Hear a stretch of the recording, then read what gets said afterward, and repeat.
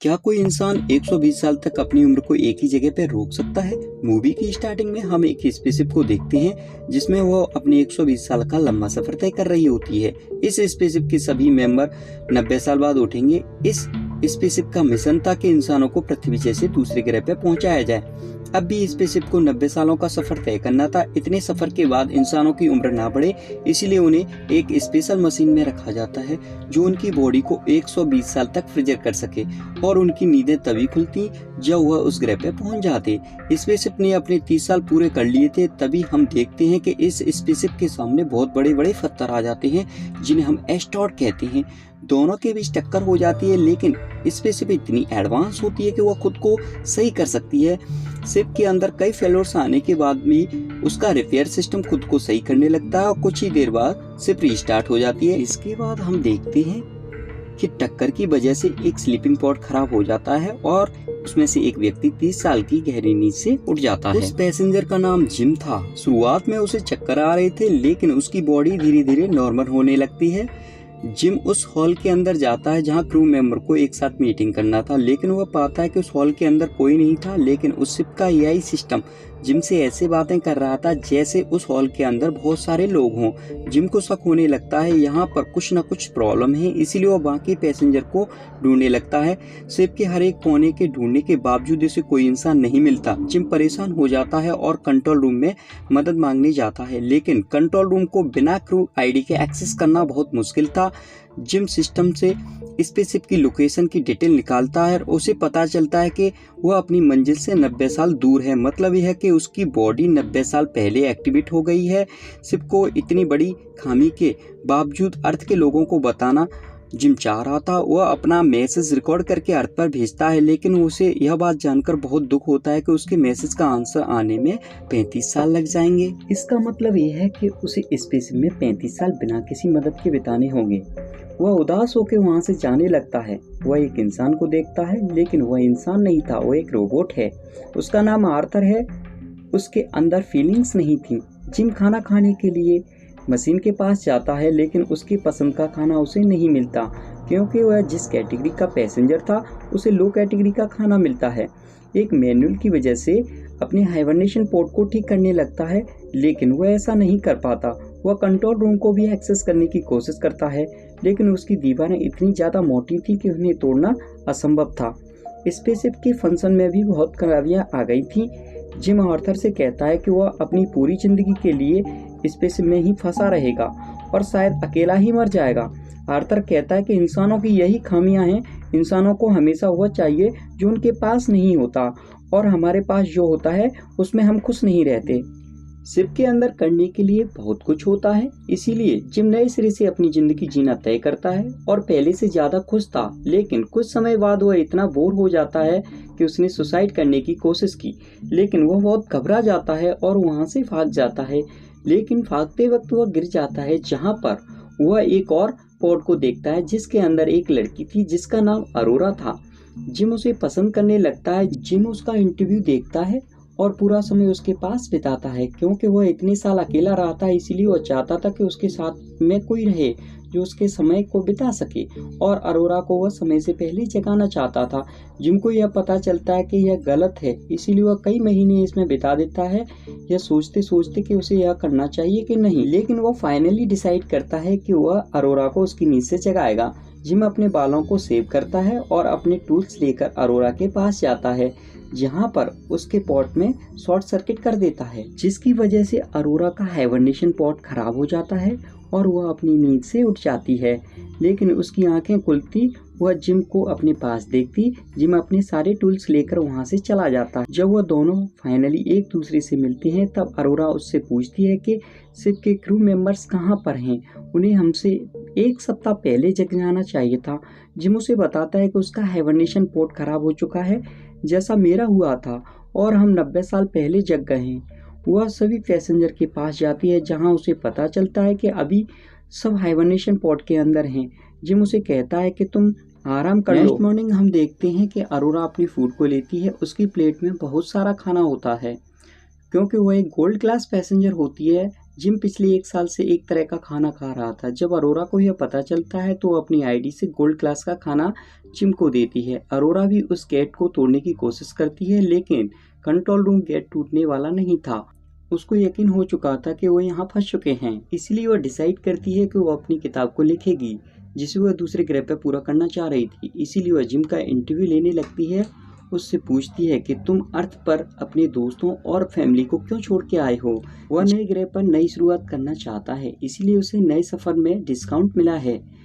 Gym उससे पूछता है कि तुम यहाँ पर क्यों आई हो। अरोरा उसे बताती है कि वह एक पत्रकार है। वह उस ग्रह पर जाएगी जहाँ पर अपना 1 साल बिताकर अपनी किताब को पूरा करेगी और अर्थ पर आ जाएगी। लेकिन अब लगता है कि ऐसा नहीं हो सकता, क्योंकि वह लोग यहाँ पर फंस गए हैं। अरोरा उससे पूछती है कि यहाँ पर कुछ और करने के लिए है क्या। वह सभी अपनी पुरानी बातों को भूलकर अपनी जिंदगी को एंजॉय करने लगते हैं। जिम भी पहले से ज्यादा खुश था। वह दोनों स्पेस में ट्रेवल करने लगते हैं और धीरे धीरे वह एक दूसरे के दोस्त बन जाते हैं। जिम अरोरा को एक गुलाब का फूल देता है जो उसने अपने हाथों से स्पेसशिप के अंदर उगाया था। स्पेसशिप एक बहुत ही बड़े तारे के आगे से गुजरता है, जो कि दिखने में बहुत सुंदर था और उसके अंदर से आग की बड़ी बड़ी लपटें निकल रही थी। जिम अरोरा की बर्थडे को सेलिब्रेट कर रहे होते हैं। जिम दरअसल उसे एक अंगूठी देना चाहता है, पर बातों ही बातों में आर्थर उसे बता देता है कि जिम ने ही उसे हाइबरनेशन पॉड से उठाया है। अरोरा इस बात को सुनकर बहुत ज़्यादा सैड हो जाती है। उसी ने उसे धोखा दिया था। अरोरा जिम से बात करना बंद कर देती है और उस पर इतना ज़्यादा गुस्सा होती है कि जब जिम एक रात को सो रहा होता है, उसके पास जाकर उसे बहुत मारती है। उसे जान से मारने की कोशिश करती है, लेकिन वह कंट्रोल कर लेती है। नेक्स्ट मॉर्निंग जिम कन्फेस करता है कि उसने गलती की है, लेकिन उसके पास कोई और चारा नहीं था। 1 साल अकेला रहने के बाद में वह पागल सा हो गया था। अरोरा कुछ नहीं सुनती और उस पर चिल्लाती है। एक रात जब जिम अपने रूम के अंदर होता है, वो नोटिस करता है कि स्पेसशिप में कोई खराबी आ रही है, लेकिन कुछ देर बाद वह अपने आप ठीक हो जाती है। इसीलिए जिम उसे इग्नोर कर देता है। हम देखते हैं कि जिम स्पेसशिप के अंदर कुछ बना रहा होता है और देखते ही देखते वह स्पेसशिप के अंदर एक पेड़ उगा देता है। अगले दिन वह जब लिफ्ट से नीचे जा रहा होता है तब लिफ्ट खराब हो जाती है। वह किसी तरह लिफ्ट से बाहर आता है। जब अरोरा मशीन से खाना लेने जाती है तब मशीन खाने को बाहर फेंक देती है। तभी उन्हें किसी की आवाज़ आती है। जब वह लोग पेड़ के पास जाते हैं तब देखते हैं कि एक क्रू मेंबर जिसका नाम गस था, वह जिम के द्वारा लगाए गए पेड़ से बिल्कुल खुश नहीं था। वह उससे पूछता है कि बाकी के लोग कहाँ हैं, लेकिन जिम कहता है कि वह सभी हाइबरनेशन पोड के अंदर हैं। गस कंट्रोल रूम के अंदर जाता है ताकि यह पता कर सके कि शिप के अंदर क्या क्या खामियां आ गई हैं, पर उसे कुछ भी नहीं पता चलता है। इसीलिए वह डिसाइड करता है कि वह मैन्युअली चेक करेगा। जब वह सभी बाहर जाते हैं तब उन पर रोबोट गिर जाता है। जिम उन्हें कहता है कि यह 15वां रोबोट है। वह हाइबरनेशन पोर्ट को चेक करने लगता है। उसे पता चलता है कि जिम ने अरोरा का पोर्ट खराब किया था और उससे पूछता है कि तुमने ऐसा क्यों किया। जिम उसे कहता है कि वह पिछले 1 साल से अकेला था। गस उसे कुछ नहीं कहता। अरोरा कहती है कि आपको पता चला कि मेरे हाइबरनेशन पोर्ट को किसने खराब किया था, अब आप उसका क्या करेंगे। गस अरोरा को समझाता है कि इसमें जिम की कोई गलती नहीं थी। 1 साल तक अकेले रहना अपने आप में बहुत बड़ी बात है। तभी उसकी तबीयत बिगड़ने लगती है। जब वह अपने रूम में आता है तब देखता है कि उसके मुंह से खून आ रहा है। एक रात जब ही सब सो रहे थे तब शिप के अंदर से इलेक्ट्रिसिटी चली जाती है, जिसकी वजह से ग्रेविटी बंद हो जाती है और सभी हवा में उड़ने लगते हैं। अरोरा एक स्विमिंग पूल के अंदर होती है तो उसके पानी के अंदर ट्रैप बन जाता है। अरोरा का दम घुटने लगता है, लेकिन उससे पहले उसकी मौत होती सिर्फ दोबारा से रीस्टार्ट हो जाता है।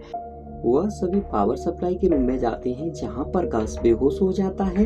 जब उसकी बॉडी को स्कैन किया जाता है तब उन्हें पता चलता है कि इनकी बॉडी में 612 बीमारियां हैं और उनके टिश्यू धीरे धीरे खत्म हो रहे हैं। इसका मतलब ये था कि गस अब कुछ ही समय के अंदर मरने वाला है। वह यह बात जानकर बहुत ज़्यादा दुखी हो जाता है और वह उन दोनों से कहता है कि उसे अकेला छोड़ दें। गस अपनी आईडी और पासवर्ड उनको दे देता है ताकि वह कहीं पे भी जा सकें और उन्हें कहता है कि एक दूसरे का ध्यान रखें। और इतना कहकर गस की मौत हो जाती है। वह दोनों शिप को ठीक करने लग जाते हैं। अब शिप के अंदर बड़े बड़े फेल्योर्स आ रहे थे। ऑर्थर खुद को नुकसान पहुंचा रहा था। अरोरा उसको बंद कर देती है। फिर वह दोनों शिप के पार्ट्स को रिपेयर करने लगते हैं। वे दोनों पावर सप्लायर्स के पास आकर गेट को ओपन कर देते हैं। शिप के अंदर एक हॉल हो जाता है वह उस हॉल की तरफ खींचने लगते हैं, लेकिन जैसे तैसे उस हॉल को बंद कर देते हैं। वह दोनों देखते हैं कि शिप में बहुत सारे हॉल्स हो गए हैं। जो मेन शिप के पास आकर देखते हैं कि पावर सोर्स पूरी तरीके से अनस्टेबल हो चुकी है। पार्ट्स को बदलते हैं और जब वो हीट को रिलीज करते हैं और लीवर को खींचते हैं तब गेट ओपन नहीं होता। इसका मतलब ये था कि सारे हीट शिप के अंदर ट्रैक हो जाते हैं और यदि इसे जल्दी से रिलीज नहीं किया जाता तो जल्दी ब्लास्ट हो जाएगा। जिम शिप के बाहर जाता है और टनल की तरफ जाता है। शिप का टेम्परेचर बहुत ही ज़्यादा बढ़ गया था। जिम लीवर को खींचता है और गेट ओपन हो जाता है और जब लीवर को छोड़ता है गेट बंद हो जाता है। जिम समझ जाता है कि गेट को ओपन रखना है तो उसे लीवर को पकड़े रहना होगा, लेकिन इसमें प्रॉब्लम यह थी कि सारी हीट उसके पास से गुजरेगी और उसकी मौत भी हो सकती है। वह अरोरा से कहता है कि लीवर को खींच दे, लेकिन अरोरा उससे कहती है कि वह ऐसा नहीं कर सकती, लेकिन शिप का टेम्परेचर बहुत ज़्यादा बढ़ गया था, इसीलिए अरोरा को लीवर खींचना पड़ता है और सारी हीट जिम की बॉडी के बगल से निकलती है। लेकिन इसी बीच जिम के पैराशूट की रस्सी टूट जाती है और जिम इतनी तेजी से बाहर जाता है कि सेफ्टी केबल टूट जाती है और वह थ्रस्टर की तरफ गिरने लगता है, जिसमें उसकी मौत हो सकती थी। वो अपनी हाथ में लगी डोर को शिप की तरफ फेंकता है और उससे दूर हो जाता है। शिप दोबारा ठीक हो जाता है, लेकिन जिम अभी भी स्पेस के अंदर था। उसके सूट में छेद हो गया था। अरोरा उसे बचाने के लिए स्पेस में जाती है और उसे ढूंढ लेती है, लेकिन वह उससे बहुत ही ज़्यादा दूर होती है।